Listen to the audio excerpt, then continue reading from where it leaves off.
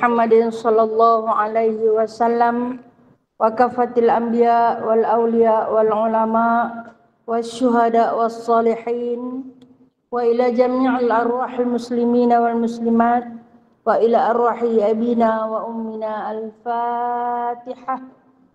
A'udzu billahi minasy syaithanir rajim. Bismillahirrahmanirrahim. Alhamdulillahi rabbil alamin. Ar-Rahmanir Rahim. Maliki yaumiddin. Iyyaka na'budu wa iyyaka nasta'in. Ihdinas siratal mustaqim.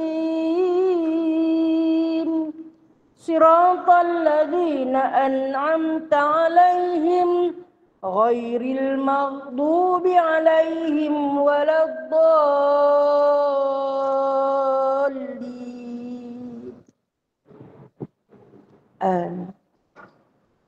Kita baca surah Kahfi.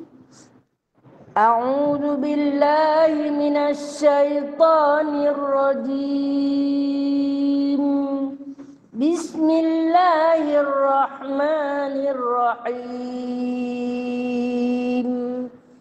Alhamdulillahilladzi anzala 'ala 'abdihil kitaba wa lam yaj'al lahu 'iwaja qayyiman liyunzira ba'san shadidan min ladunhu wa yubashshiral mu'minina alladzina ya'maluna as-salihati anna lahum ajran hasana makithina fihi abada wa yunzira alladzina qalu ittakhadha Allahu walada ma lahum bihi min ilmin wala li'abaihim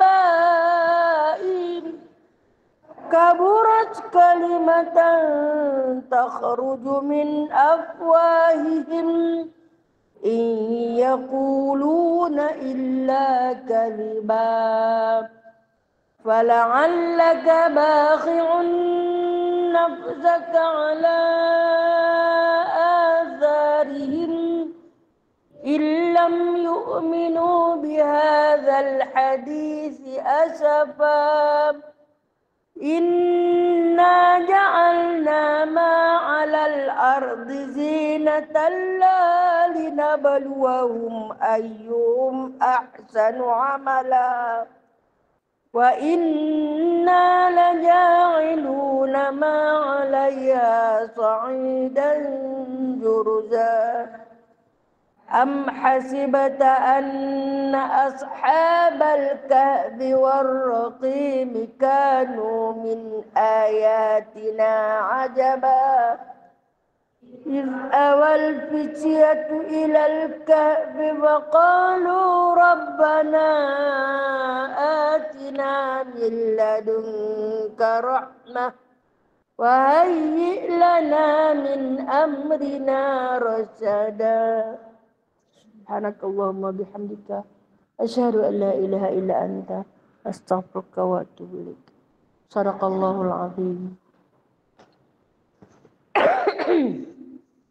Allahumma shalli ala sayyidina Muhammad wa ala alihi. Allahumma inna naj'aluka fi nuhuri a'daina wa na'udzu bika min syururihim. Allahumma baddid syamlahum wa farriq jam'ahum wa shattit kalimatahum wa zalzil aqdamahum wa sallit alaihim kalban min kilabik ya qahar ya jabbar ya muntaqim ya Allah.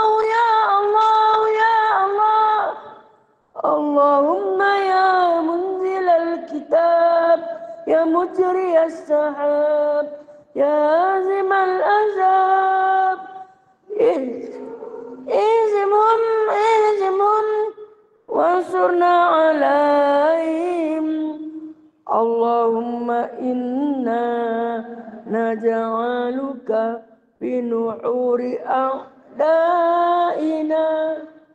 ونعوذ بك من شرورهم اللهم بدد شملهم وفرق جمعهم وشتت كلماتهم وزلزل أقدامهم وسلط عليهم كلبا من كلابك يا قهار يا جبار يا منتقم يا الله يا الله يا الله اللهم يا منزل الكتاب يا مجري السحاب يا هازم الأحزاب اهزمهم وانصرنا عليهم. Ya Allah, kami letakkan kamu di batang leher musuh-musuh kami, dan kami berlindung denganmu dari kejahatan mereka. Ya Allah, hancurkan kumpulan mereka. Ya Allah, pecahkan pakatan mereka. Ya Allah, leburkan pendirian mereka. Ya Allah, musnahkan langkah mereka.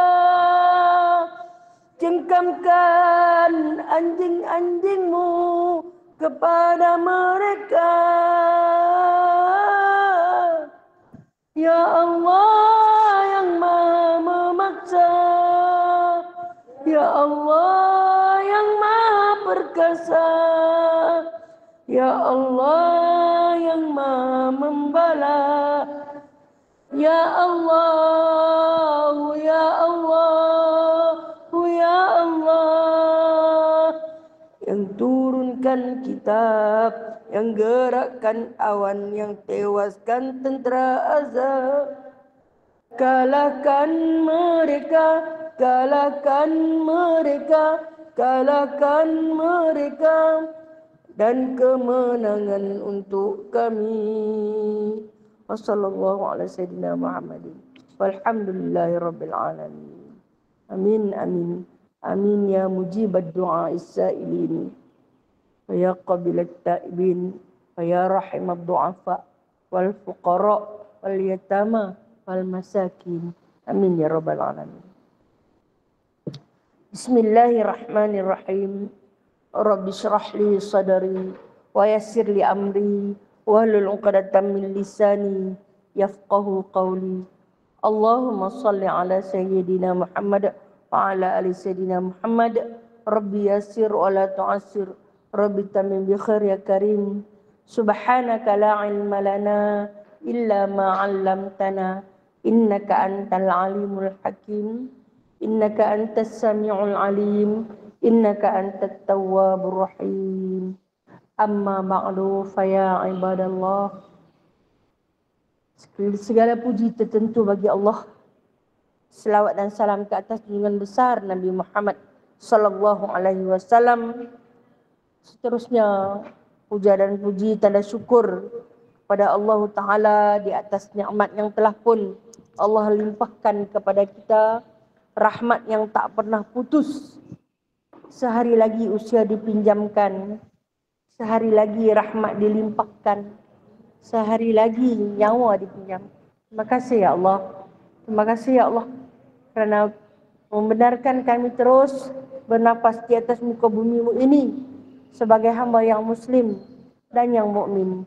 Insya-Allah taala lagi menambahkan keberkatan di dalam umur yang dipinjamkan oleh Allah ini, maka kita sama-sama mengajak diri kita, nyawa dan juga roh, jasad dan juga batin untuk sama-sama kita menyambung muzakarah ilmu daripada kitab Tanbihul Ghafilin. InsyaAllah ta'ala Saya kitab Jawi tak sama dengan puan-puan. Jadi kitab Rumi muka surat berapa? 65. Kemudian maka dipakaikan gelang. Betul tak? Mereka berjalan.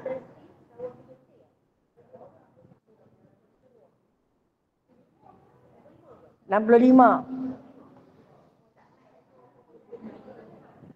Kan 65. Oh, dia tak sama buku. Okey, dia ada 2 versi. Gelang. Gelang keroncong, ya betul. Ya betul. Dia pakaikan gelang keroncong. Kemudian maka dipakaikan. Muka surat 63. Betul. Ada yang berlain. 63 Okey, kita tengok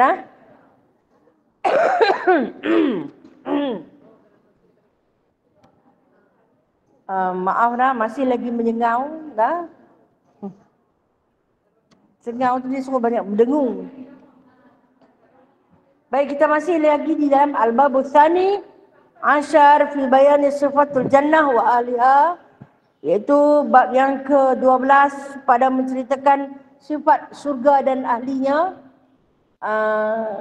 Telah pun kita sama-sama bermuzakarah membaca di dalam kitab Tanbihul Ghafilin ini, yang mana perbincangan kita tentang keadaan ahli syurga apabila dimasukkan ke dalam syurga, yang dikatakan sedikit ulangan pada bulan yang lalu, syurga itu tidak ada orang lapar, tidak ada orang dahaga, makan kerana suka, minum kerana suka-suka nak minum, bukan kerana lapar, bukan kerana dahaga, tak rasa mengantuk, tidur kerana saya saja seronok nak tidur.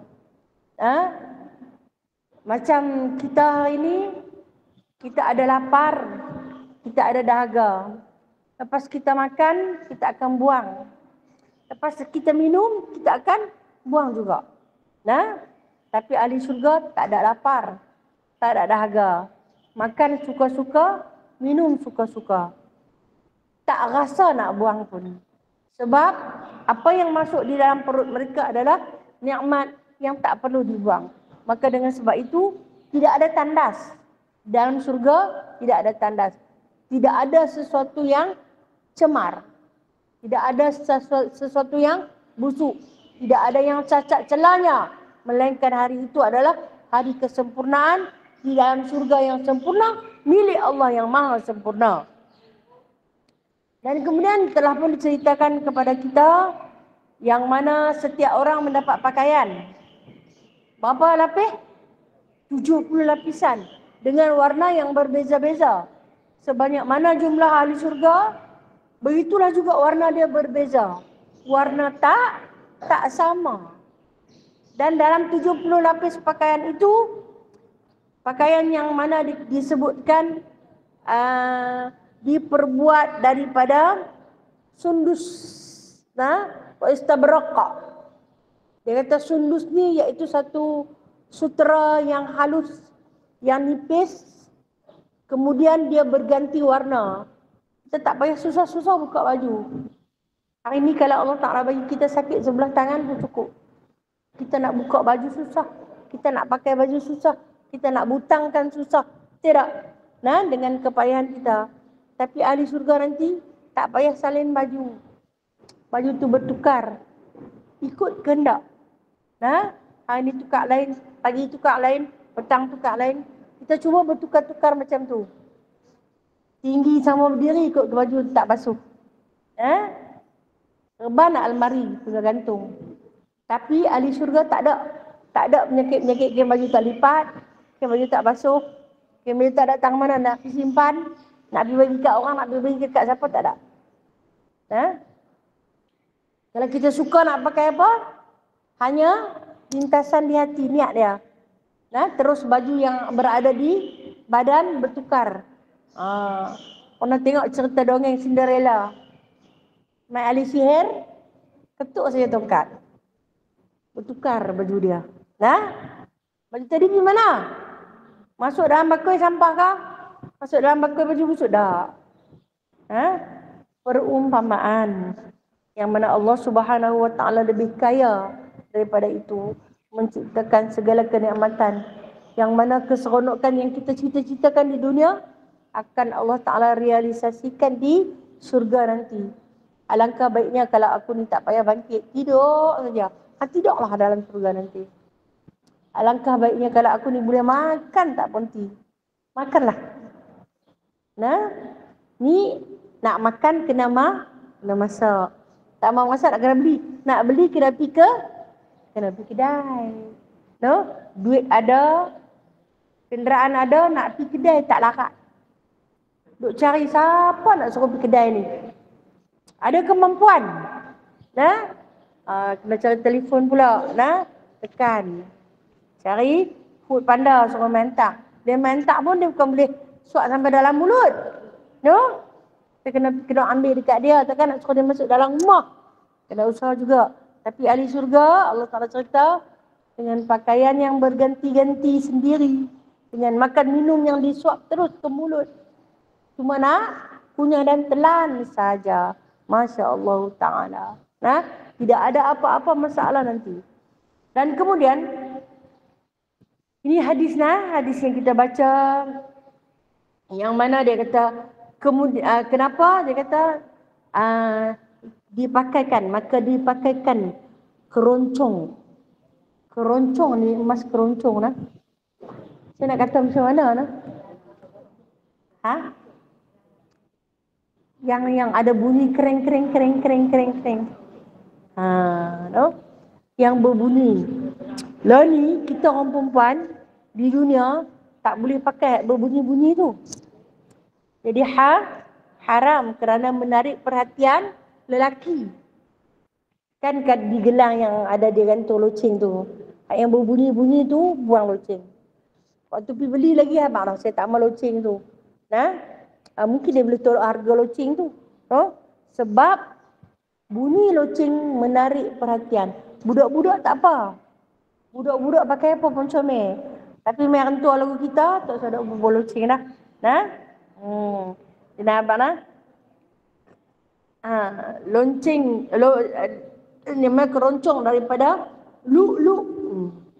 Lu'lu' ni adalah lu'lu' dan marjan, satu perhiasan syurga yang bersifat seperti mutiara, bersifat seperti berlian, permata, itu lu'lu' dan marjan, hingga sampai ke pergelangan tangan dan kaki sampai like sini. Kalau di kaki pun dipakaikan juga.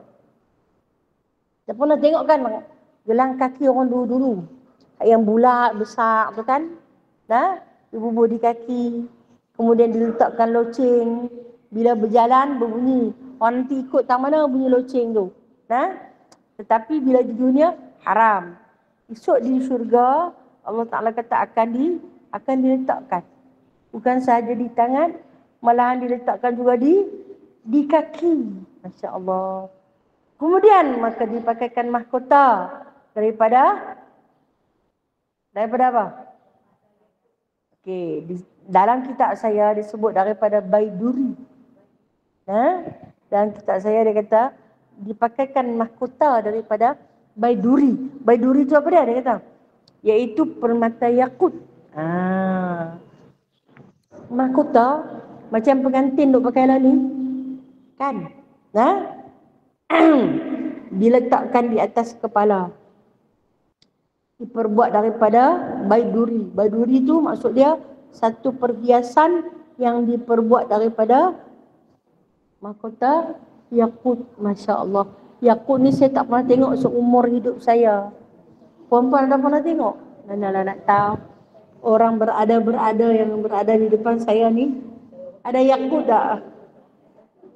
Ada saya sendiri pun tak pernah tengok yakut tu.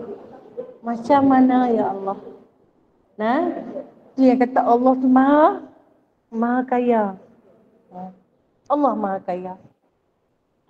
Kita ni belian pun dah cukup dah. Duk kata tu lah. Aku adalah cincin berlian satu, kau konon. Pergi tengok bukan berlian pun. Kaca. Allahu Akbar. Tapi Allah ada yakut, Allah ada lu'lu', Allah ada marjan. Semua itu permata yang berbeza-beza.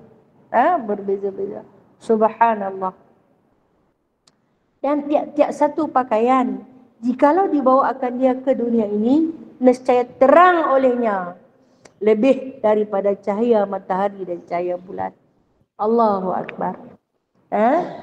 Setiap pakaian, kalau sehelai pakaian saja yang dibawa ke dunia ini, maka cahaya daripada sehelai pakaian itu akan menerangi langit dan bumi lebih daripada cahaya bulan, lebih daripada cahaya matahari. Kalau hari ini kita ada satu matahari yang Allah Ta'ala ciptakan, Allah hadiahkan kepada kita setiap hari, tak pernah mungkir. Kecuali ada ketika dia gerhana. Itu pun sampai habis gerhana dia kembali bersinar cahaya. Itu hadiah daripada Allah untuk digunakan oleh setiap makhluk, sama ada manusia, binatang, tumbuh-tumbuhan ataupun benda. Semua berhajat kepada cahaya matahari tersebut. Dan kata Allah, kalaulah dibawa datang sehelai saja pakaian ahli syurga ke muka bumi ini, nescaya ianya cahaya lebih terang gemilang daripada cahaya matahari ataupun cahaya bulan. Itu kita dah baca sifat ahli neraka. Seandainya sehelai pakaian ahli neraka dibawa datang ke muka bumi ini, nescaya terbakar, hangus muka bumi kerana kepanasan. Ini kerana kenikmatan sehelai pakaian ahli surga dibawa datang terang benderang. Tak payahlah duk rubuh, lilak dah. Kita lah ni nak bagi percaya, pakailah malalap. Pakai malalap. Sebab apa? Dia kena pantulan dengan lampu, maka akan terserlahlah dia punya kelipan-kelipan pada pakaian. Orang make up pun dibubuh ke atas mata tu bagi berkilat. Sebab apa? Itu semua sekadar untuk menarik perhatian belaka. Jahit labu ciak berkilat-kilat. Tapi kata Allah, kalau teringin nak pakai pakaian yang sedemikian, maka jadilah ahli surga. Kalau itu, bulan sudah kita baca, kita berhenti. Kerana ahli-ahli surga di kalangan orang perempuan ini akan menjadi tetamu kepada Sayyidatina Fatimah Az-Zahra. Fatimah Az-Zahra, iaitu puteri kesayangan Nabi SAW, yang mana Sayyidatina Fatimah Az-Zahra selama hayat dia tak pernah mengenakan pakaian yang cantik. Tak ada dalam diri dia pakaian yang cantik, kecuali pernah ayah dia, iaitu Nabi Muhammad SAW, menghadiahkan kepada beliau sepasang pakaian untuk dipakai pada hari perkahwinan dia dengan Sayyidina Ali. Itu pun pakaian yang diperbuat daripada kain yang amat kasar. Baju tu macam kita kata baju kelawar kita, yang hanya ditebuk leher dia. Tak ada bentuk baju kelawar. Hari ni cuba suruh pengantin pakai baju kelawar. Macam tu saja. Dan kemudian tudung yang baginda hadiahkan kepada dia untuk dia pakai pada hari perkahwinan. Bila dia dipakaikan dengan pakaian pengantin, dia tak keluar terus. Dia tak keluar terus. Maka dengan sebab itu, Sayyidatina Fatimah hari itu saja dia pakai pakaian tu. Kemudian selepas dia berkahwin dengan Sayyidina Ali karamallahu wajhah, pakaian itu hanya dipakai ketika mana berada dalam rumah sahaja. Bila dia di luar rumah, dia hanya mengenakan pakaian yang hitam yang tutup daripada atas ni sampai ke bawah. Pada tudung dia ada satu lubang untuk dia tengok jalan semata-mata. Dan wajah dia siapa tak pernah tengok. Macam kita tengok kelambu yang duduk jalan tu. Itulah dia. Dan rupa-rupanya dia tahu tentang nikmat yang diceritakan oleh ayahandanya. nikmat ahli surga, dia akan pakai pakaian yang berlapis-lapis, yang berbagai-bagai warna, yang berbagai-bagai bentuk, fashion dan sebagainya.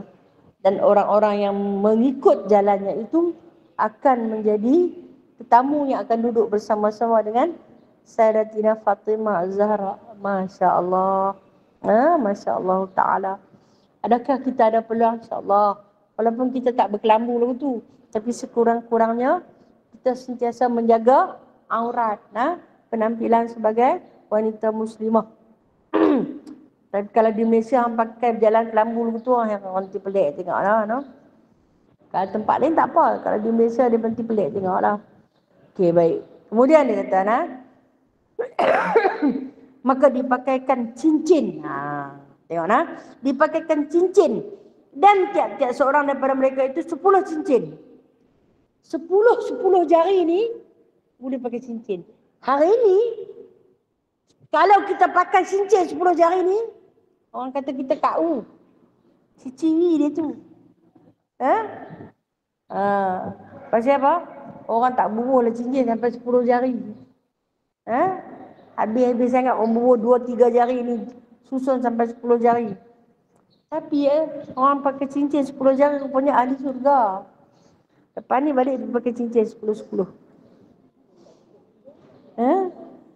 Kata ni ahli surga memakai cincin pada ke-10 jarinya.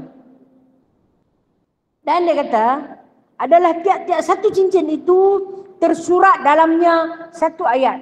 Setiap satu cincin ada tulis di atasnya. Di atas cincin tersebut ada ayat daripada kitabullah, yakni daripada Al-Quran, yang mana menunjukkan kemuliaan dalam surga.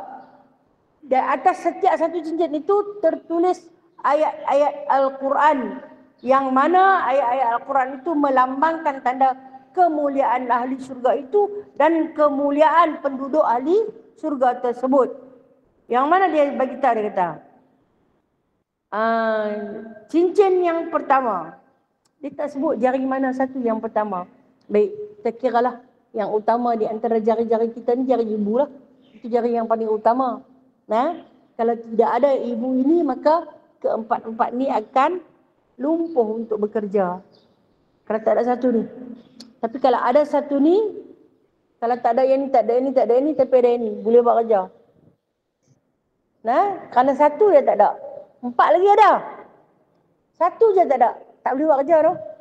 Bahkan kita nak makan pun susah. Kita kena sodok macam tu. Kita nak ambil benda. Kita nak buat kerja semua susah. Hanya kerana tak ada satu ni. Tapi kalau ada satu ni, tapi tak ada 3 ni, ada 2 ni, dah jadi kerja. Jadi jari yang paling utama ialah binsir dia sebut. Binsir ni jari ibu. Jari ibu. Tersurat di atasnya. Cincin yang dipakai oleh jari ibu kita itu tersurat atasnya, Salamun alaikum tibtum fadkhuluha khalidin. Ini petikan daripada ayat Al-Quran yang mana maksudnya Salamun alaikum, sejahteralah ke atas kamu wahai ahli syurga. Tibtum, baiklah kamu. Fadkhuluha khalidin, masuklah kamu di dalam surga itu khalidin, dalam keadaan kamu kekal selama-lamanya. Cincin yang pertama. Cincin yang kedua, jari telunjuk. Tersurat atasnya, kanan dulu tersurat atasnya, udkhuluha bisalamin aminin. Masuklah kamu ke dalam surga itu dengan sejahtera dan dengan keamanan. Dan pada cincin yang ketiga, jari tengah, tersurat atasnya, wa tilkal jannatul lati uristumuha bima kuntum ta'malun. Apa maksud? Dia kata, sesungguhnya dia kata tilkal jannah, surga itu adalah diwariskan kepada kamu dengan sebab kamu melakukan amalan-amalan yang baik. Dan cincin yang keempat, itu jari manis. Sebelah kanan tersurat atasnya, lakum fiha fakihatun katsirah minha ta'kulun. Bagi kamu di dalam surga nanti ada fakihah. Apa maksud fakihah? Buah-buahan yang amat banyak. Kemudian kata Allah, minha ta'kulun, ambillah daripadanya dan makanlah buah-buahan yang paling banyak. Malahan buah yang tak pernah kita jumpa pun boleh terdapati di sana. Nak makan di sana buah, tak payah kait, no? Tak payah kait. Dia main sampai ke tepi bibir mulut untuk kita kunyah. Kita mungkin tengok dikelilingi fiha fakihatun wa nakhlun wa rumman. Allah sebutkan, di dalamnya ada fakihah, banyak buah-buahan. Nakhl ni adalah kurma-kurma yang masak ranum. Disifatkan di sini buah di dalam syurga tidak mengikut peringkat putih, muda, matang dan ranum. Sebaliknya, buah di dalam syurga semua ranum belaka. Tak ada masam, tak ada kelat, tak ada tawak. Semua manis belaka. Lah ni kita kalau nak beli buah kita akan tanya, manis tak? Kan? Manis? Kita tanya manis. Kalau rambutan lekang tak? Lekang tak? Manis tak? Kita akan tanya yang tu. Sebab apa? Sebab di dunia ni tak sempurna. Di syurga nanti Allah Ta'ala beritahu, segala apa yang hampa tak suka di dunia, tak ada di syurga. Takkan kamu peroleh, takkan kamu temui. Maka yang kamu jumpa adalah yang sedap-sedap belaka. Okey, baik. Satu lagi yang buah dalam syurga yang selalu Allah sebut tentang rumman. Apa dia? Delima. Kan? Kalau kita tengok delima belah timur tengah ni, merah-merah, Masya Allah. Merah menyala ni. Isi di dalam dia pun merah.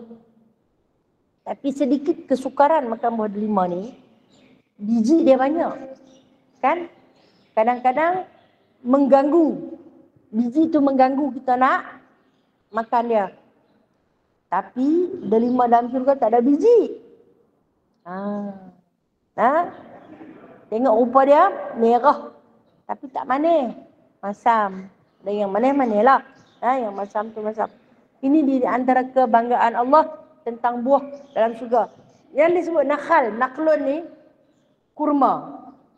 Yang kita saksikan kurma di dunia ni, nak pergi ambil dia dikelilingi oleh mayang dia, kita kata duri. Duri. Pada setiap pelepah tamar itu adanya duri yang amat tajam. Tapi di syurga tak ada. Tak ada duri. Nak makan durian tak payah susah. Durian pun tak ada duri, tak ada apa yang susah. Semuanya senang belaka. Tu dia kata, dalam syurga tu lakum fiha fakihah. Bagi kamu di dalam syurga itu buah banyak. Makanlah.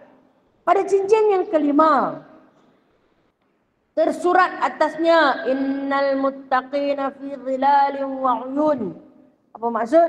Sesungguhnya bagi orang-orang yang bertakwa itu fi zilal, akan berada di bawah zilal. Apa makna zilal? Naungan.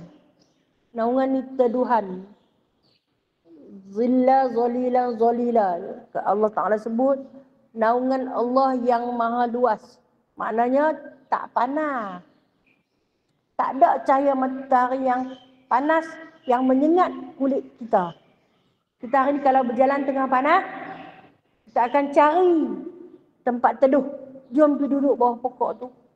Kita duduk dalam kereta, ada aircon. Tapi bila kita nak parking, kita akan cari, parking bawah ni teduh sikit agar tak panas. Tapi teduhan tu zilla, itu mana? Teduhan itu hanya sekadar di bawah pohon tersebut. Tapi teduhan dalam syurga, dia kata panjang teduhan dia. Hingga kamu tak jumpa yang panas. Wa uyun. Apa makna? Uyun. Mata air yang mengalir. Mata air yang mengalir. Baik. Perumpamaan mata air yang mengalir. Tang mana juga kita jumpa mata air, boleh diminum. Rasanya ikut kesedapan apa yang kita nak minum. Katalah, lama tak kena teh ais. Contoh, Minum uyun tu. Dia rasa teh ais. Milo lah. Jadi Milo, kopi dah. Kopi tarik. Apa yang terlintas di dalam rasa. Tu yang kata tepuk dada tanya selera tu.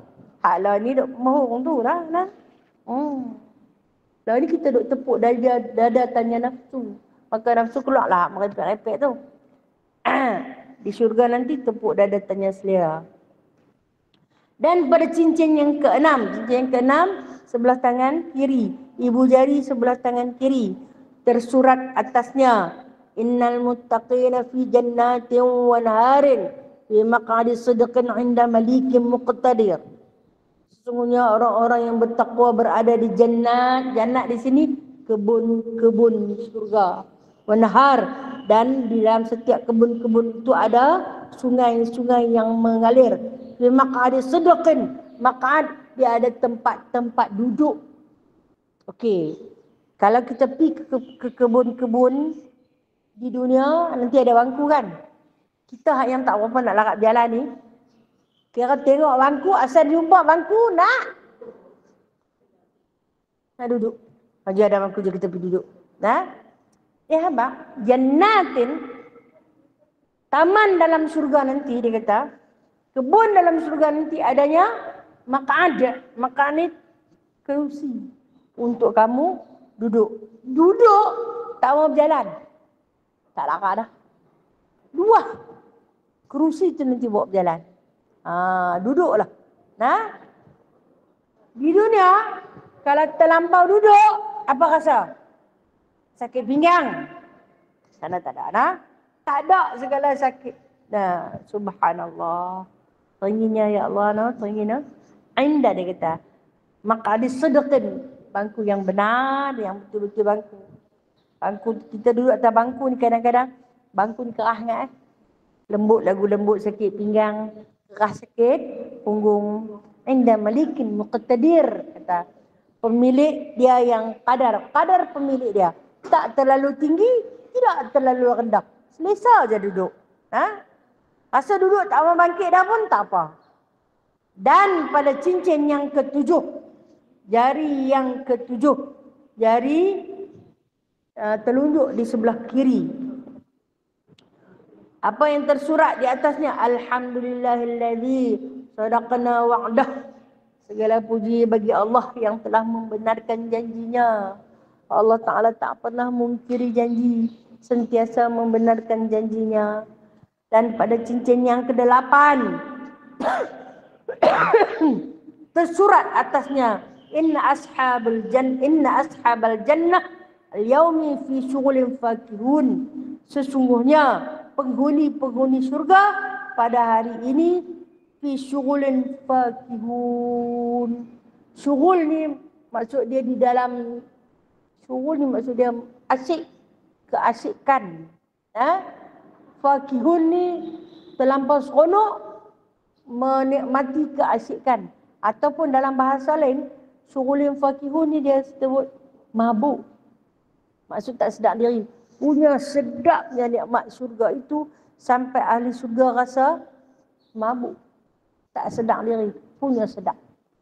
Sedap sampai lupa diri. Dan pada cincin yang ke-9, iaitu jari manis sebelah kiri, tersurat atasnya muttaqiin ala sururin mutaqabilin. Muttaqiin ala sururin mutaqabilin. Ini semua petikan ayat Al-Quran. Kata Allah muttaqi. Muttaqi ni maksudnya duduk bertelekkan. Duduk bertelekkan bukan duduk bersila lagu kita, bukan duduk bertimpuh lagu kita, tapi duduk bersandar di bantal. Duduk bersandar di bantal.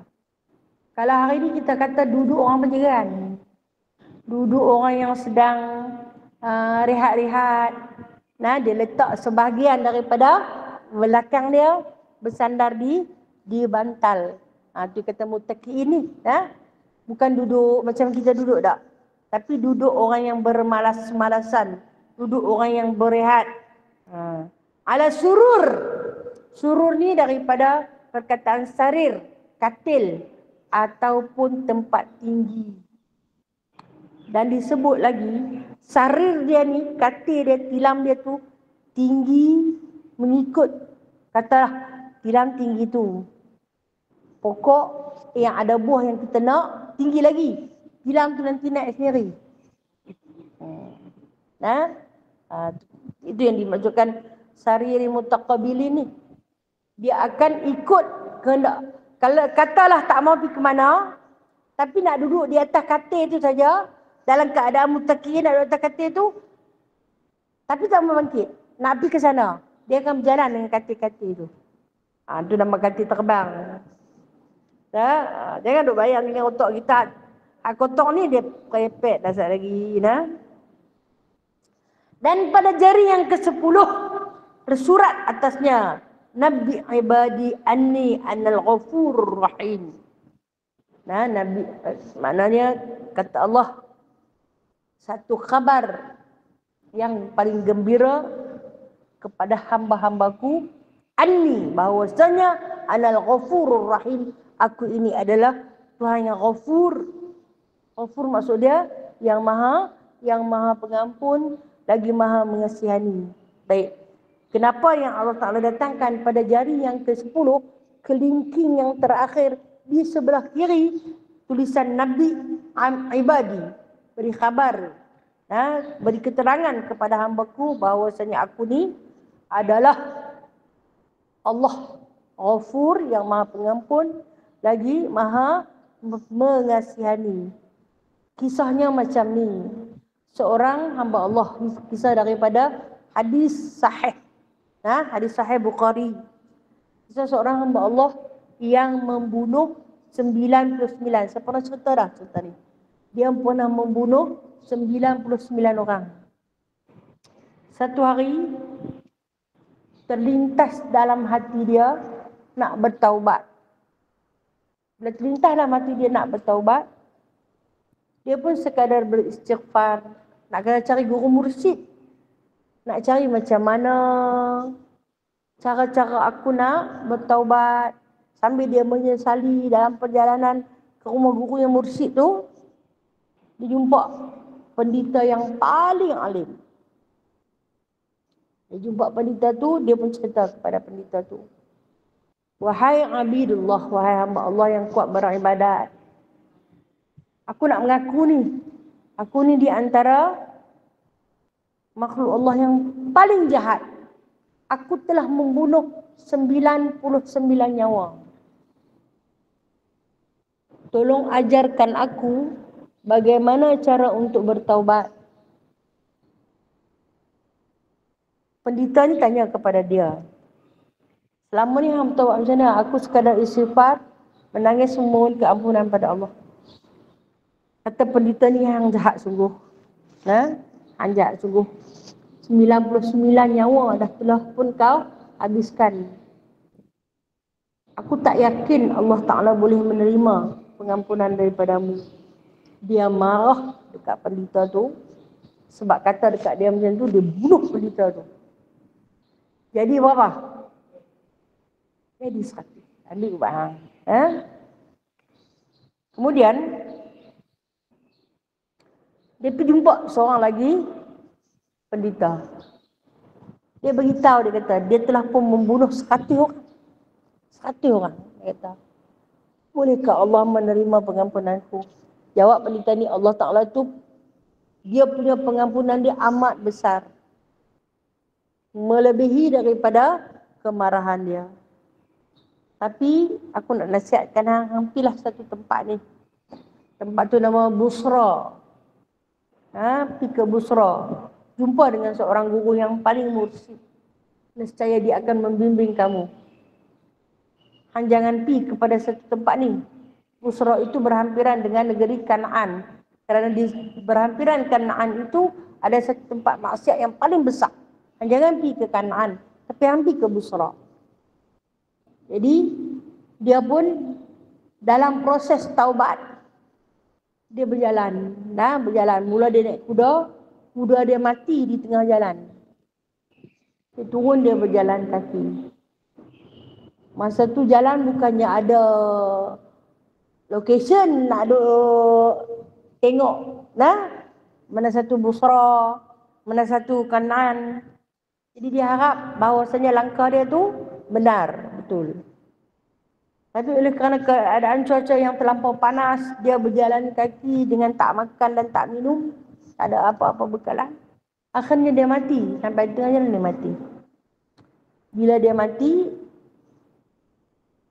orang jumpa jenazah dia di tengah jalan. Masing-masing kata dia ni paling jahat ni. Siapa tak kenal dia? Dia adalah orang yang paling jahat. Dia bukan saja membunuh orang, malahan dia bunuh seorang pendeta yang paling abid sekali. Dan ni bawa dia pergi ke Kan'an, bakar mayat dia. Mainlah pendeta daripada Busra. Pendeta tu kata, aku dapat khabar daripada mimpi-mimpi aku. Aku akan didatangi oleh seorang pemuda. Yang dia dalam perjalanan untuk bertaubat. Kata orang Kan'an, ni kami punya. Jenazah ni kami punya. Kami nak bawa pergi bakar. Kata si pendeta Busra ni, lah ni kita jangan berebut dia. Kita ukur. Kita ukur berapa kilometer dia daripada Kan'an, berapa kilometer dia daripada Busra. Kalau dia berdekatan dengan Kan'an, orang Kan'an ambil balik, bakar mayat dia. Tapi kalau perjalanan dia tu hampir kepada Busra, maka aku akan ambil balik jenazah dia. Jadi bila diukur-ukur, maka dia lebih dekat dengan Busra daripada Kan'an. Nyatalah bahawasanya perjalanannya itu menuju ke Taubat. Menuju ke tempat Taubat, yakni ke negeri Busra. Kemudian apabila diukur sedemikian, pendeta Busra bawa balik dia. Okay, kenapa saya sebut pendeta? Sebab masa ni bukan zaman Rasulullah. Okay. Kalau selepas zaman Rasulullah akan disebut ulama, waliullah. Tapi bila sebelum zaman Rasulullah akan disebut pendeta. Mereka yang membaca, beriman dengan kitab selain daripada Al-Quran. Yang ini maksud dia Zabur, Taurat ataupun Injil. Itu disebut pendeta. Jadi dia dibawa balik ke Busra, disembahyangkan, dikafankan, disembahyangkan, dikebumikan dengan cara Islam. Dan apabila dia mati menerima alamat, seorang pendeta itu menerima alamat bahawasanya dia berada di taman-taman surga. Kenapa? Ini diceritakan. Bila mana Allah Ta'ala ilhamkan kepada Rasulullah cerita tentang pemuda yang membunuh 100 nyawa ni, lalu Allah Subhanahu Wa Ta'ala memberitahu kepada baginda Nabi SAW, aku terima pengampunan dia dengan sebenar-benar pengampunan. Dan dia memang dalam perjalanan untuk mencari redha Allah. Dalam pada tu timbul dalam diri dia penyesalan. Mohon taubat, kan perjalanan jauh. Dia tak adalah sebelum aku taubat ni aku nak bunuh lagi 50 orang, menjadikan jumlah 100 jadi 50. Tak. Sebaliknya penyesalan demi penyesalan. Rupa-rupanya kita ni waktu kita rasa menyesal, buat satu-satu benda yang haram, buat satu-satu larangan Allah, waktu tu adalah waktu kita mohon ampun dah. Allah, aku menyesal sungguhlah, buatlah aku buat macam tu. Kenapalah aku terkata dekat dia, ya Allah, ampunkanlah dosa aku. Kita tak pergi minta maaf lagi dekat dia. Itu dosa kita sesama makhluk, kita kena cari dia. Tapi dalam perjalanan itu Allah Maha tahu. Itu kata Allah, walaupun dia tak buat baik, dia baru duk menyesal, dia baru duk minta ampun. Anal Ghafurur Rahim. Aku ni adalah Tuhan yang Maha Pengampun. Sesungguhnya pengampunan itu ada di sisi Allah Subhanahu Wa Ta'ala. Maka pohonlah kepadanya. Kemudian kalau sesama manusia, carilah manusia tu, mintalah kepada dia agar dimaafkan kita. Ampun Allah yang punya, maaf kita punya. Maka apabila selesai daripada demikian itu, maka berkata Allah Ta'ala, ya Jibril, beri jawab, beri jua ke beri jawab? Beri jua bau-bauan kepada hambaku. Maka didatangkan syukur seekor burung, maka dibukakan dua sayapnya di dalam Dua sayapnya di dalam keduanya itu adalah kasturi dan ambar. Maka dipercikkannya pada tubuh sekalian isi syurga. Dia minta jual bau-bauan. Dalam Allahumma salli alaihi wasallam, dalam surah Waqiah, fa amma in kana minal muqarrabin wa rauhun wa raihanun wa jannatu na'im. Kan ada sebut adapun orang-orang yang muqarrabin, orang yang paling dekat dengan Allah, Allah Ta'ala akan farauhun, bagi kabar gembira kepada orang yang dekat dengan Allah ni, wa raihanun, iaitu satu bau-bauan. Raihan, raihan ni maksud dia bau-bauan daripada surga. Farauhun wa raihanun wa jannatu na'im, iaitu surga daripada yang penuh dengan kenikmatan akan Allah Ta'ala berikan. Rupanya dianya bau-bauan itu dirembaskan oleh seekor burung yang Allah Ta'ala tugaskan kepada dia membawa bau-bauan. Sekali dia kembang sayap dia, sekali dia kembang sayap dia, maka kan terpeciklah bau-bauan kepada seluruh isi syurga. Bau kasturi, bau ambar. Saya tak tahu nak beritahu macam mana. Kasturi yang kita bau di dunia tak sama dengan kasturi syurga, cuma nama yang sama. Begitu juga dengan ambar. Kalau kita pergi kedai-kedai Arab yang jual bau-bauan, minyak-minyak atar, yang pembohong punya minyak pada, yang betul punya pada. Yang pembohong tu yang dia jual murah-murah, 5 botol 10 rial tu. Nanti dia buat yang sejuk. Tidak pun dia campur dengan minyak zaitun, kita pun belilah. Wangi lezat. Lepas tu kalau ambil lama merah tu tukar jadi putih lama-lama. Yang tu yang tak betul. Dan kasturi yang dimaksudkan oleh Allah Subhanahu Wa Taala ini adalah kasturi daripada syurga, ambar. Tak arti nak cerita macam mana punya wangi dia. Maka berkata Allah Ta'ala, hei hambaku, ada lagi. Ada lagi pada aku pintamu, pada aku untuk aku beri. Makna dia, hampa nak apa lagi? Apa lagi yang hampa mau? Mintalah dekat aku nak bagi. Maka sembah sekalian mereka itu, naam, ya wahai Tuhanku, adalah janji kamu di dalam kitab Al-Aziz, engkau turunkan kepada nabimu bahwasanya engkau beri melihat wajahmu yang mulia.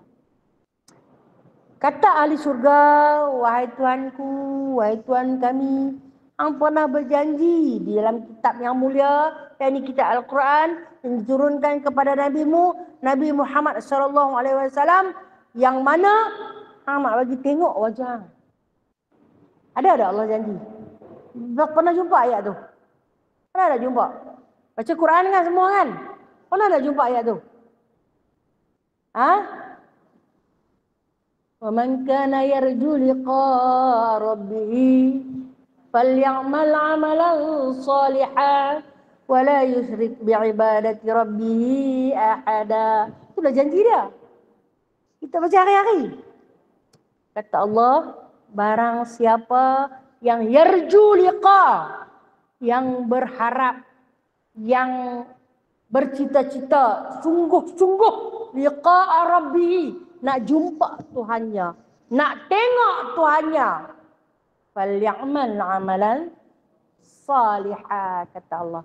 Hampa kena buat sungguh-sungguh amalan soleh. Dan jangan sesekali, wala yusyrik, jangan sesekali kamu mensyirikkan bi'ibadati rabbih ahada. Dalam ibadat kamu jangan sesekali syirikkan sikit pun dengan satu-satu benda yang lain. Makna dia, dalam amalan kamu buatlah ikhlas kerana Allah, bukan kerana orang. Dalam amalan kita tidak boleh ada perasaan riak. Bila riak, itu syirik khafi. Kita beramal sebab nak suruh orang tengok.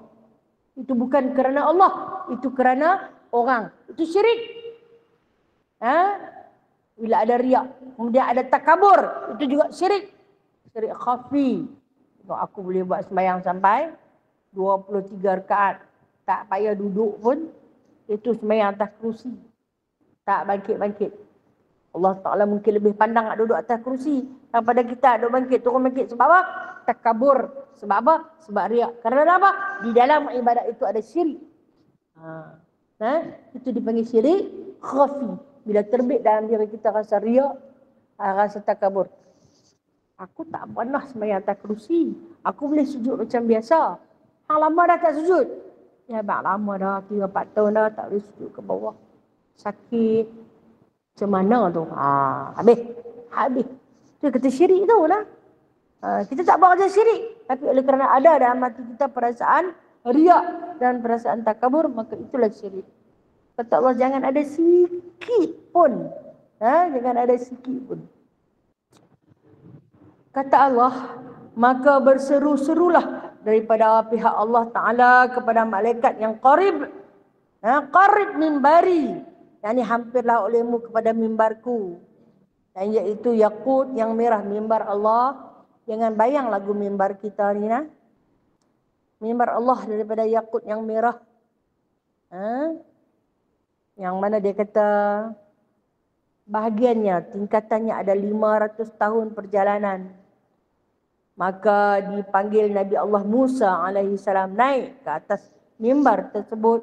Baca olehmu wahai Musa akan kitab Taurat. Maka membacalah Musa.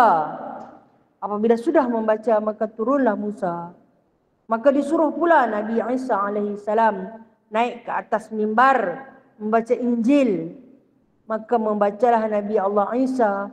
Apabila sudah membaca ia, lalu turunlah ia. Maka disuruh pula Nabi Allah Daud naik ke atas mimbar membaca Zabur dengan terlalu baik suaranya. Maka membacalah kitab Zabur dengan 7 jenis macam, 7 qiraat, 7 jenis macam suaranya. Masya Allah. Suara dia ada 7 jenis macam.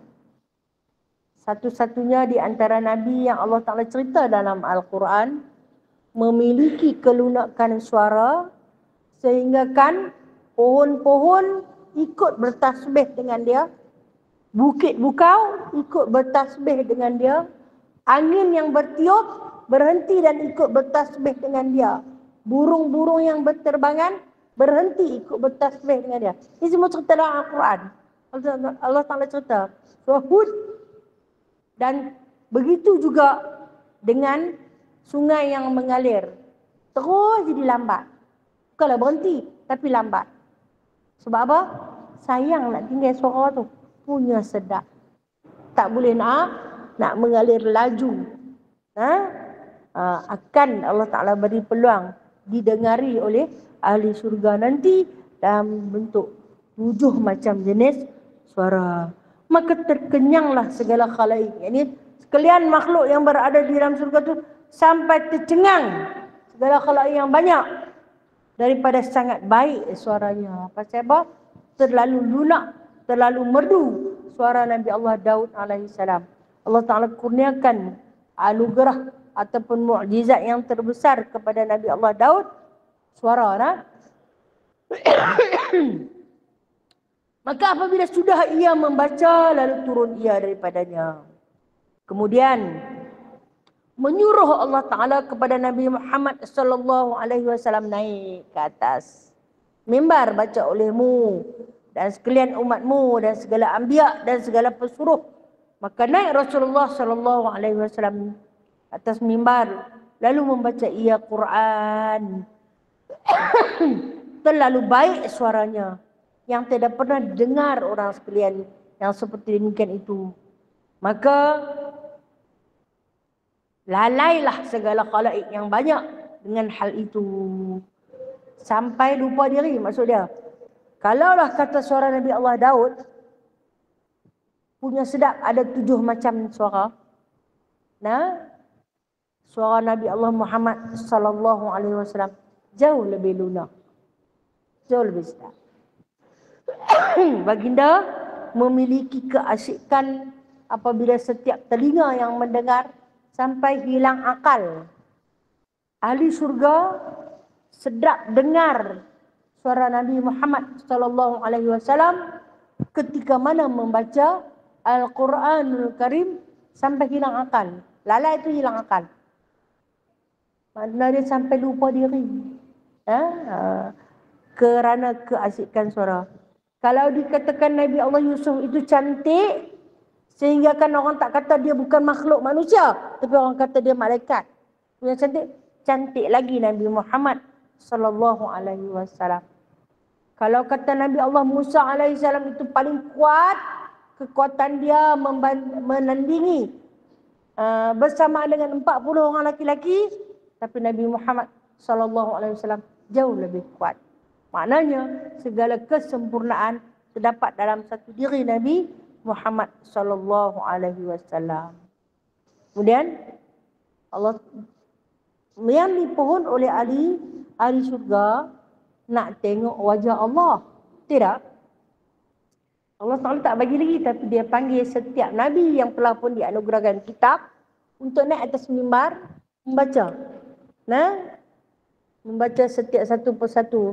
Nabi Musa disuruh baca Taurat, Nabi Isa disuruh baca Injil, Nabi Daud disuruh baca Zabur, Nabi Muhammad sallallahu alaihi wasallam disuruh baca Al-Quran.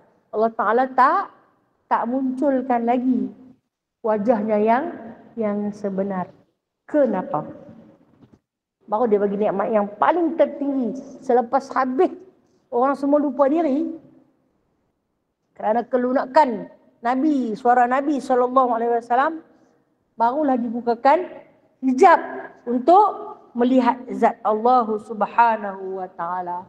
Akan dibukakan satu lapisan hijab Allah Subhanahu wa taala. Tak macam sikit lagi, sikit lagi. Dia kata maka apabila selesai daripada demikian itu, maka diangkatkan hijab yang kecil. Satu lapisan dibuka. Keluarlah daripadanya angin yang dinamai dengan hubub. Satu angin yang sejuk, yang harum. Apabila tersingkapnya satu hijab. Saya tak boleh nak cerita hijab macam mana, wallahu alam. Maka kenalah bau wangi itu. Sampai kena semua. Kata dah. Daripada bau kasturi dan ambar. Kemudian diangkatkan pula hijab yang besar. Terangkat satu lagi hijab. Maka menilik sekalian kepada Allah Subhanahu wa taala, Allahu Azza wa Jalla. Pada kebesarannya dan kemuliaannya tiada dengan 6 jihad. Tengok dapat melihat Allah Subhanahu wa taala tiada dengan 6 jihad. Apa 6 jihad? Tak ada atas, tak ada bawah, tak ada kiri, tak ada kanan, tak ada depan, tak ada belakang. Itu 6 jihad. Tidak di atas, tidak bawah, tak tinggi, tak rendah. Tak kiri, tak kanan, tak lebar. Tak ada depan, tak ada belakang. Itulah Allah Azza wa Jalla. Macam mana? Macam mana? Wallahu a'lam. Macam tu ya? Boleh tengok? Boleh tengok. Nikmat yang paling besar yang Allah janjikan. Hampa nak jumpa aku, aku janji nak bagi hampa tengok aku. Dia bagi tengok.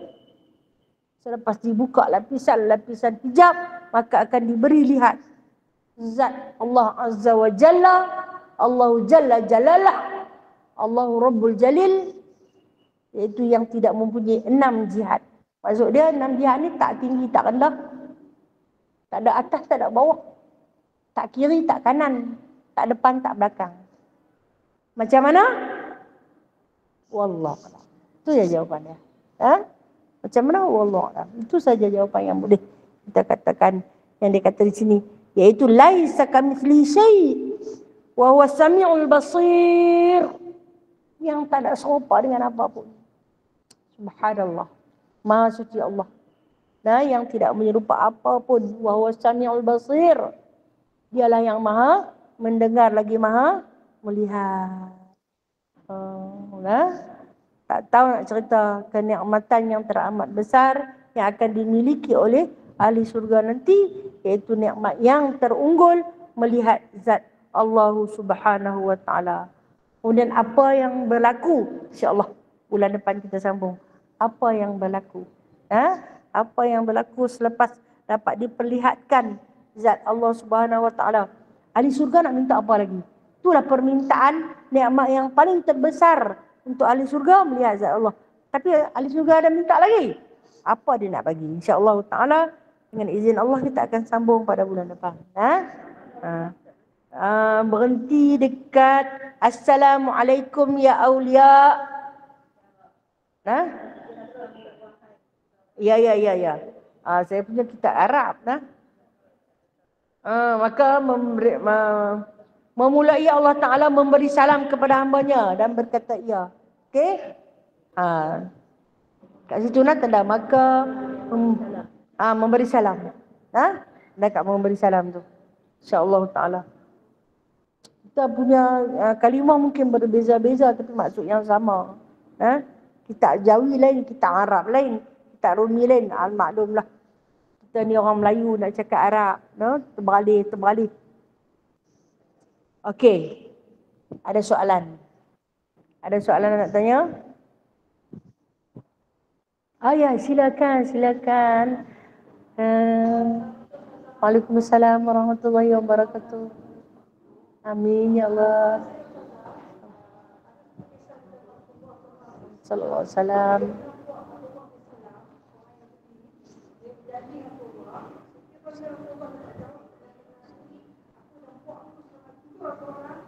Kau masuk Islam.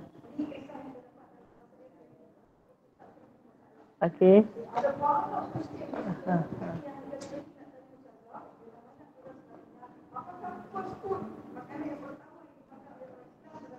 Okey. Hati ikan nun. Ya. Okey, baik. Terima kasih Ya, antara kan yang ditanyakan oleh Abdullah bin Salam, apakah makanan pertama yang dimakan oleh ahli syurga? Iaitu hati ikan nun. Hati ikan nun. Kenapa hati ikan nun? Okey, baik. Maka ulama pun menafsirkan di dalam beberapa tafsiran perkataan yang disebut oleh baginda sallallahu alaihi wasallam. Hati ikan nun ke telur ikan nun ke? Dia ni kalau dikatakan telur mungkin betul. Kata setengah ulama, telur adalah bahagian yang paling sedap yang duduk di dalam perut ikan. Kalau dikatakan hati, adalah juga bahagian yang paling sedap yang duduk di dalam ikan. Kenapa ikan nun? Maksud ikan nun ni ikan yang besar. Ikan yang besar yang mana diperolehi satu makanan yang paling nikmat, yang paling sedap sekali yang akan dimiliki oleh ahli syurga ialah hati ikan. Saya lebih cenderung kepada hati ikan. Hati ikan. Yang mana hari ini ikan yang ada di atas muka bumi ni susah jumpa hati. Kecuali pari. Hati pari. Kan? Kalau lembu ke kambing ke banyak hati. Tapi ikan adalah amat sukar untuk ditemui. Dan andainya ada, sama ada hati dia ataupun telur dia. Biasanya, kalau kita masak benda ni bersifat apa? Hanyak. Betul tak? Hanyak. Tapi sedap. Lemak dia lain. Kan? Kita cuba merasai nikmat benda yang bersifat dalaman pada ikan. Boleh makan, tapi dia berbau. Kalau kata, contohlah kita masak buat gulai. Kita kena bubur banyak, asam lebih. Mungkin bubur bunga kantan. Mungkin campur dengan daun cenderom. Nak bagi kurang bau, hanyak tu. Tapi kita nak makan sebab paling sedap. Sama ada telur ataupun hati. Okey, kata Allah Subhanahu Wa Taala, kenapa makanan utama ahli syurga ialah hati ataupun telur ikan nun tu?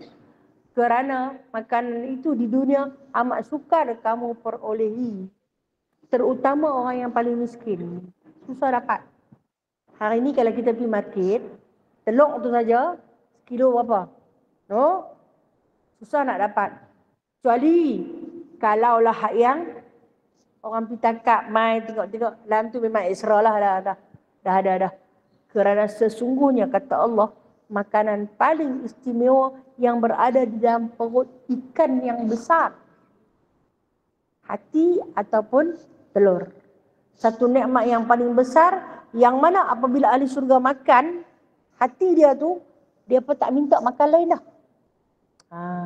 Dia tak minta nak makan chicken chop ke, dia tak minta nak makan nasi goreng Pattaya ke, nasi goreng, dia tak minta semua tu.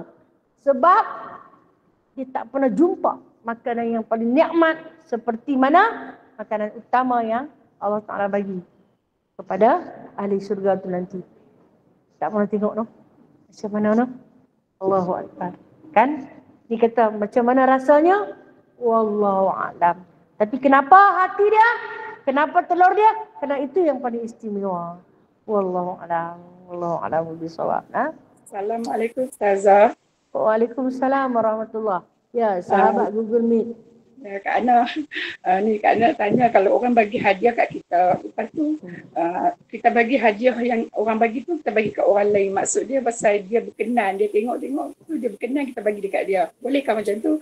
Dan yang kedua Ustazah, macam kita kan doktor mengaji, kita boleh gambar-gambar yang mengaji tu dalam Facebook.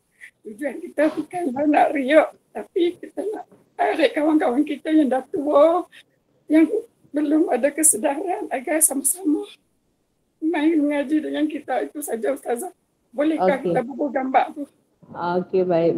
Terima kasih. Ada dua soalan. Soalan yang pertama, yang mana berkenaan dengan kita menerima hadiah dari seorang sahabat. Kita dapat hadiah daripada seorang kawan. Lepas tu, kawan kita yang tengok tu dia puji. Aku cantiknya, aku berkenan lah. Aku berkenan lah. Lepas tu kita dah rasa kesian. Mungkin kita pun dah ada macam tu.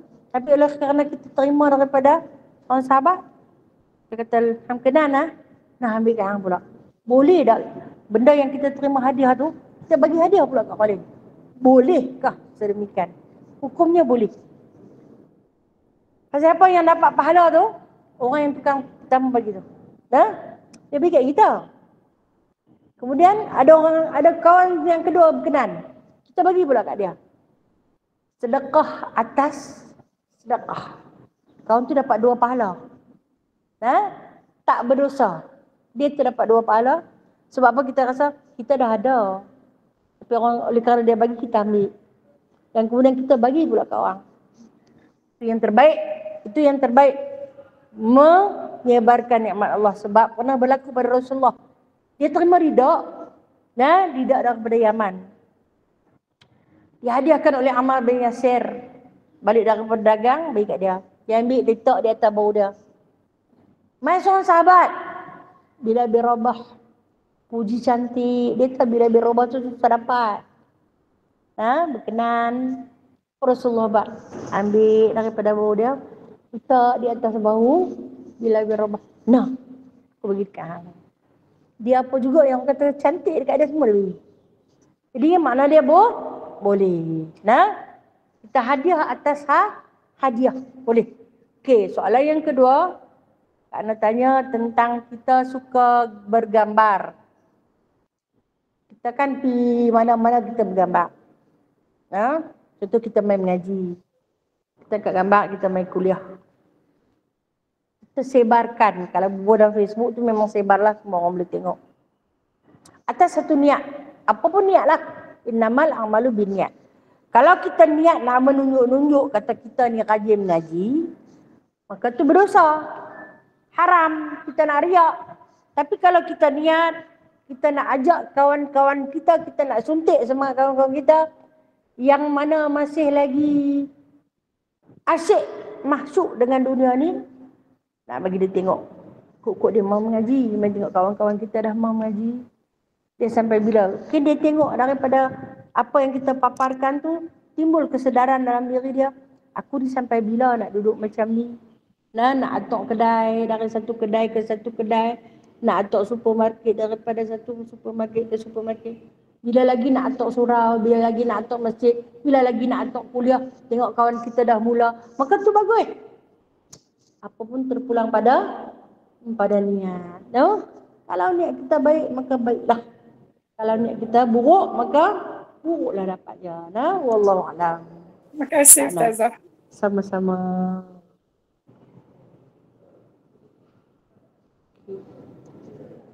Ya.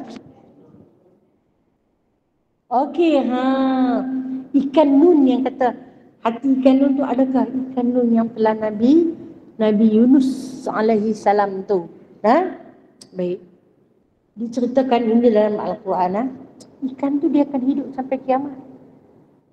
Ya, ikan yang pernah telan Nabi Allah Yunus tu, dicerita dalam Al-Quran, dia akan hidup. Sebab apa? Sebab Allah Ta'ala kata, kalaulah bukan kerana la ilaha illa anta subhanaka inni kuntu minaz zalimin, nescaya Nabi Allah Yunus akan duduk dalam perut dia sampai kiamat. Makna dia, ikan tu hidup sampai hari ini.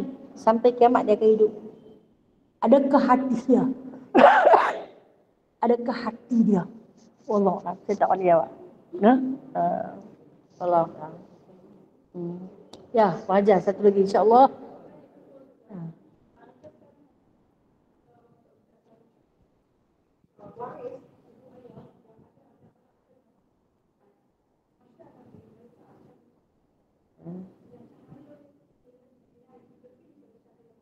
Okey. Baik, terima kasih. Ini kata-kata hukama. Okey, kata-kata hukama. Sesiapa yang mempunyai anak-anak yang hafiz Quran, dia akan memakaikan mahkota di kepala kedua ibu dan ayahnya, dan cahaya itu akan menyinari lebih daripada cahaya mentari punya cemerlangnya. Okey, itu kata-kata hukama. Tidak ada dalam hadis sahih atau hadis maudhu', tak ada dalam hadis. Itu hanya sekadar kata-kata hukama, macam kita kata peribahasa. Mungkinlah sebab apa? Kita kaji dalam satu hadis. Rasulullah sallallahu alaihi wasallam, baginda lebih daripada tahfiz Quran. Tapi dia boleh tak bawa Abu Talib yang bela dia daripada kecil masuk syurga? Tak boleh kan? Dia tak boleh bawa. Dengan sebab apa? Sebab Abu Talib kufur. Dia tak boleh bawa. Itu yang dikatakan, walaupun seorang Nabi, dia tak boleh lagi nak bawa waris dia. Apatah lagi yang disebut hafiz Quran. Sebab tu kata dia tak ada dalam hadis. Itu hanya kata-kata hukama. Jadi saya tak boleh ulas jauh lebih panjang, sebab yang nak tarik ke syurga itu adalah rahmat daripada Allah Subhanahu Wa Taala. Yang nak memakaikan mahkota nanti adalah Nabi Muhammad SAW. Bergantung pada amalan dua ibu bapa. Kalau ibu bapa pun tak soleh, hantar anak saja, kita tak ada prepare dalam diri kita, kemudian kita hantar jalan kita pergi. Apalah, sini yang boleh tolong mak, ayah, panggil masuk syurga. Tu yang kata kita ambil daripada cerita Rasulullah lah. Kita tengok cerita Nabi Allah Ibrahim alaihissalam. Bapa dia yang nama Azar tu, pembuat berhala. Dia boleh bawa tak? Dia tak boleh bawa. Dia tak boleh bawa ke syurga. Jadi wallahu alam, kita ambil saya mohon maaf atas kekurangan diri saya. Yang baik itu datangnya daripada Allah, yang lemah dan kurang adalah daripada diri saya sendiri. InsyaAllah ta'ala esok kita berkuliah di Masjid Al-Qahar, kitab hadis penawar hati, insyaAllah ta'ala. A'udzubillahi minasyaitanirrajim. Bismillahirrahmanirrahim. Alhamdulillahi rabbil alamin, hamdan katsira, hamdan yuwafi ni'amahu wa yukafi'u mazidah. Ya Rabbana lakal hamdu kama yanbaghi li jalali wajhikal karim wa 'azimi sultanik. Allahumma zidna ilman nafi'a wa fahman wasi'a wa rizqan halalan tayyiba wa amalan mutaqabbala wa taubatan nasuha wa tijaratan lan tabur. Ya musabbibal asbab, ya fatihal abwab, ya sami'al aswat, ya qadhil hajat, ya mujibad da'awat. Ij'alna minan najihin, fansurna fa innaka khairun nasirin, waftah lana fa innaka khairul fatihin, waghfir lana fa innaka khairul ghafirin, warhamna fa innaka khairul rahimin, warzuqna fa innaka khairul raziqin, wadina wa najina minal qawmidh zalimin. Allahumma ansur lil muslimina wal muslimat fi Filastin wa fi Gaza wa fi kulli makan. Allahumma ansur lil muslimina wal muslimat في الدنيا والآخرة. اللهم ربنا آتنا في الدنيا حسنة وفي الآخرة حسنة وقنا عذاب النار. وصلى الله على سيدنا محمد والحمد لله رب العالمين. تقبل الله منكم. تقبل يا كريم. Terima kasih semuanya. Assalamualaikum warahmatullahi taala wabarakatuh. Nabi sallallahu alaihi wasallam. Terima kasih Ustazah. Assalamualaikum. Terima kasih semua sahabat.